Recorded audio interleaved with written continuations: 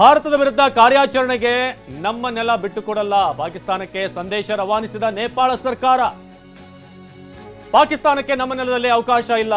ಆ ಮೂಲಕ ಮತ್ತೊಂದು ಮುಖಭಂಗ ಈಗ ಆಗ್ತಿದೆ. ಬಹುತೇಕ ಚೀನಾ, ಟರ್ಕಿ ಬಿಟ್ರೆ ಬೇರೆ ಯಾವ ರಾಷ್ಟ್ರ ಕೂಡ ಪಾಕಿಸ್ತಾನದ ಕಡೆಗೆ ಅವರಿಗೆ ಸಹಾಯ ಮಾಡೋದಕ್ಕಾಗ್ಲಿ, ಅವ್ರ ಜೊತೆ ನಂಟು ಬೆಳೆಸ್ಕೊಳ್ಳೋದಕ್ಕೆ ಯಾರಿಗೂ ಇಷ್ಟ ಇಲ್ಲ. ಚೀನಾಕ್ಕಿದ್ರೂ ಕೂಡ ಅದರದೇ ಆದಂತ ಸ್ವಾರ್ಥ. ಹೇಗೀಗ ಅವ್ರು ಕೊಟ್ಟಂತ ವೆಪನ್ಗಳು ವರ್ಕ್ ಆಗ್ತಿದೆ ಅದನ್ನು ಕೂಡ ನಾವು ನೋಡ್ತಾ ಇದ್ದೀವಿ. ನೇಪಾಳ ಸರ್ಕಾರ ಕೂಡ ಈಗ ಭಾರತ ಸರ್ಕಾರಕ್ಕೆ ಸ್ಪಷ್ಟನೆ ಕೊಟ್ಟಿದೆ.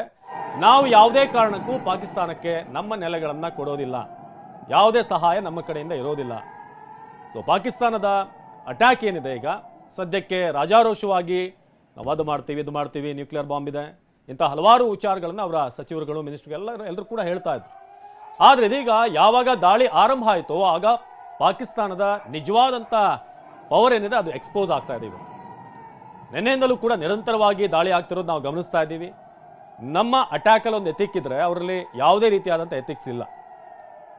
ನಾಗರಿಕರಾದರೂ ಆಯಿತು, ಎಲ್ಲಾದರೂ ಕೂಡ ನಾವು ದಾಳಿ ಮಾಡ್ತೀವಿ. ಒಟ್ಟಾರೆ ನಮ್ಮ ಕಡೆಯಿಂದ ದಾಳಿ ಆಗ್ಬೇಕಷ್ಟೇ. ಜೊತೆಗೆ ಅವರ ಸೇನೆನಾ ಅಂತ ಅನ್ನುವಂಥ ಪ್ರಶ್ನೆ ಮೂಡುತ್ತೆ. ಯಾಕಂದ್ರೆ ಅವರ ಜೊತೆಗೆ ಅವರು ಉಗ್ರರನ್ನ ಕರ್ಕೊಂಡು, ಯಾಕಂದ್ರೆ ಉಗ್ರರಿಗೆ ಟ್ರೈನಿಂಗ್ ಕೊಟ್ಟಂತ ಜಾಗ ಯಾವುದು ಅಂತಂದ್ರೆ ಅದೇ ಪಾಕಿಸ್ತಾನ. ಉಗ್ರರ ಅಡಗುತಾಣಗಳು ಎಲ್ಲಿವೆ ಅಂತಂದ್ರೆ ಅದೇ ಪಾಕಿಸ್ತಾನದಲ್ಲಿ. ಉಗ್ರರ ನೆಲೆ, ಉಗ್ರರ ಅಡಗುತಾಣ, ಉಗ್ರರ ಟ್ರೈನಿಂಗ್ ಸೆಂಟರ್ಗಳು ಇವೆಲ್ಲವನ್ನೂ ಕೂಡ ತಮ್ಮ ನೆಲದಲ್ಲಿ ಇಟ್ಕೊಂಡು ಉಗ್ರರಿಗೂ ನಮಗೂ ನಂಟೇ ಇಲ್ಲ ಅಂತ ಹೇಳ್ತಾರೆ ಅಂತಂದ್ರೆ ಪ್ರತಿಯೊಂದು ಹೆಜ್ಜೆಯಲ್ಲೂ ಪಾಕಿಸ್ತಾನ ಹೇಳ್ತಾ ಬಂದಿದ್ದೆ ಸುಳ್ಳನ್ನೇ ಬಂಡವಾಳ ಮಾಡ್ಕೊಂಡಂತಹ ದೇಶದಿಂದ ಇನ್ನೇನ್ ನಿರೀಕ್ಷೆ ಮಾಡೋದಕ್ಕೆ ಸಾಧ್ಯ?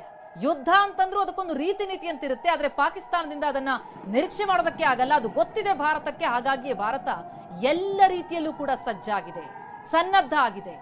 ಜೊತೆಗೆ ಪ್ರತಿಯೊಂದು ದಾಳಿಯನ್ನು ಕೂಡ ಯಶಸ್ವಿಯಾಗಿ ವಿಫಲಗೊಳಿಸ್ತಾ ಇದೆ. ಅದಕ್ಕೆ ಸಾಕ್ಷಿ ಈ ಅಂಶಗಳು. ಪಾಕಿಸ್ತಾನದ F-16 fighter jet, one of the eminent fighter jet, ಅದನ್ನ ಉಡಿಸ್ ಮಾಡಲಾಗಿದೆ. ಜೊತೆಗೆ ಪೈಲಟ್ ಅನ್ನ ಸೆರೆ ಹಿಡಿಯಲಾಗಿದೆ. ಪಾಕಿಸ್ತಾನದ 3 ಫೈಟರ್ ಜೆಟ್ಗಳು ಧ್ವಂಸ ಆಗಿರೋದು. ಪಾಕ್ನ AWAC ಸರ್ವೇಕ್ಷಣಾ ವಿಮಾನ ಧ್ವಂಸ ಆಗಿದೆ. 4 ಕಡೆಯ ಏರ್ ಡಿಫೆನ್ಸ್ ಸಿಸ್ಟಮ್ ಅನ್ನ ಪಾಕಿಸ್ತಾನದಲ್ಲಿ ಧ್ವಂಸ ಮಾಡಲಾಗಿದೆ. ಆಪರೇಷನ್ ಸಿಂಧೂರ್ ಅದು ನಮ್ಮ ಸಂಸ್ಕೃತಿ ಪರಂಪರೆಯ ಪ್ರತೀಕವಾಗಿತ್ತು. ಆ ದಾಳಿ ಯಾಕೆ ಅಂತಂದ್ರೆ ಯಾರು ನಮ್ಮ ಮೇಲೆ ದಾಳಿ ಮಾಡಿದ್ರು ಅವರನ್ನ ಹುಡುಕಿ ಹೊಡೆಯಲಾಗಿತ್ತು. ಆದ್ರೆ ಪಾಕಿಸ್ತಾನಕ್ಕೆ ಯಾವುದೇ ರೀತಿ ನೀತಿ ಇಲ್ಲ. ಜನರ ಮೇಲೆ ದಾಳಿ ಮಾಡೋದಕ್ಕೆ ಬಂದ್ರು. ಅದಕ್ಕೆ ಪ್ರತಿಯಾಗಿ ಭಾರತ ಸದೃಢವಾಗಿ ನಿಂತಿದೆ. ಜೊತೆಗೆ ಪ್ರತಿ ದಾಳಿಯನ್ನು ಕೂಡ ಉಡಿಸ್ ಮಾಡ್ತಾ ಇದೆ. ನಾವು ಈಗ ಸ್ಕ್ರೀನ್ ಮೇಲೆ ಗಮನಿಸ್ತಾ ಇದೀವಿ 6 ದೃಶ್ಯಗಳನ್ನು. ಪ್ರತಿಯೊಂದು ಕ್ಷಿಪಣಿಗಳನ್ನು ಕೂಡ ಉಡಿಸ್ ಮಾಡಲಾಗಿದೆ. ನಾವೀಗ 6 ಪ್ರತ್ಯೇಕ ದೃಶ್ಯಗಳನ್ನು ತೋರಿಸ್ತಾ ಇದ್ದೀವಿ. ಹೇಗೆ ಪಾಕ್ನ ಕ್ಷಿಪಣಿಗಳನ್ನು ಉಡಿಸ್ ಮಾಡಲಾಗಿದೆ, ಹಾಗೆ ದಾಳಿಗೆ ಭಾರತ ಯಾವ ರೀತಿ ಪ್ರತಿದಾಳಿಯನ್ನ ಮಾಡ್ತಾ ಇದೆ. ಈ 6 ಪ್ರತ್ಯೇಕ ದೃಶ್ಯಗಳನ್ನು ನೋಡ್ಬೋದು. ಕೆಲವೊಂದು ಕಡೆ ಡ್ರೋನ್ಗಳನ್ನು ಗಮನಿಸ್ತಾ ಇದ್ದೀರಾ. ಆ ಡ್ರೋನ್ಗಳನ್ನು ಇಂಟರ್ಸೆಪ್ಟ್ ಮಾಡ್ತಿರುವಂತಹ ದೃಶ್ಯ S-400 ಏರ್ ಸಿಸ್ಟಮ್ ಏನಿದೆ, ಏರ್ ಡಿಫೆನ್ಸ್ ಸಿಸ್ಟಮ್. ಸೊ ಆ ಮೂಲಕ 6 ಪ್ರತ್ಯೇಕ ದೃಶ್ಯಗಳನ್ನು ನೋಡ್ಬೋದು. ಒಂಥರ ಅನ್ಅಫಿಷಿಯಲಿ 2 ರಾಷ್ಟ್ರಗಳ ನಡುವೆ ಏನು ಇಷ್ಟು ದಿನಗಳ ಕಾಲ ಏನಾಗುತ್ತೆ, ಯಾವ ರೀತಿ ಉತ್ತರ ಸಿಗುತ್ತೆ ಅನ್ನೋದನ್ನು ನಾವು ವೆಯ್ಟ್ ಮಾಡ್ತಾ ಇದ್ವಿ, ನಿರೀಕ್ಷೆ ಮಾಡ್ತಾ ಇದ್ವಿ. ಜೊತೆಗೆ ಪ್ರಧಾನಿ ಕೂಡ ಹೇಳಿದ್ರು ಒಂದು ಮಾತು, ಕಲ್ಪನೆಗೂ ಮೀರಿದಂಥ ಉತ್ತರ ಸಿಗುತ್ತೆ.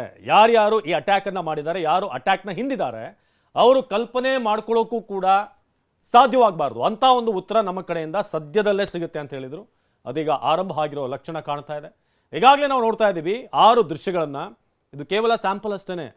ಭಾಳಷ್ಟು ಅಟ್ಯಾಕ್ಗಳೇನು ಆಗ್ತಾ ಇದೆ ಅದಕ್ಕೆ ಸಂಬಂಧಪಟ್ಟಾಗಿ ಇನ್ನಷ್ಟೇ ಒಂದಷ್ಟು ಅಪ್ಡೇಟ್ಸ್ಗಳು ಲಭ್ಯ ಆಗ್ತಾ ಇರೋದು. ವಿಜುವಲ್ಸ್ಗಳು ಸ್ಥಳೀಯರು ತಮ್ಮ ಮೊಬೈಲ್ನಲ್ಲಿ ಕವರ್ ಮಾಡಿ ಅದನ್ನು ಶೇರ್ ಮಾಡ್ಕೊಳ್ತಾ ಇದ್ದಾರೆ.